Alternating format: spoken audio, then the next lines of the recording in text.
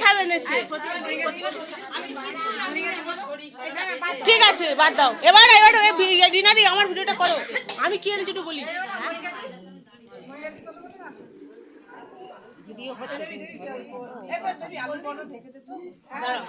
আর এবারে আমি দেবী দাস, সবাই জানে আমাকে, তাই আমি এনেছি।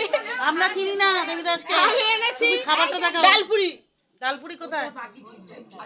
এই যে ডালপুরি দেখে নাও, ডালপুরি করে এনেছি। এবার স্বর্ণালী বলো। আমি ওদিকে যাবো কি করে? স্বর্ণালী বলো। হ্যালো বন্ধুরা, আমি ফ্রাইড রাইস বানিয়ে এনেছি, সবাইকে খাওয়াবো। শিবিরে সবাই আজকে সবাই আনন্দ করে খাবো। এই যে ফ্রাইড রাইস,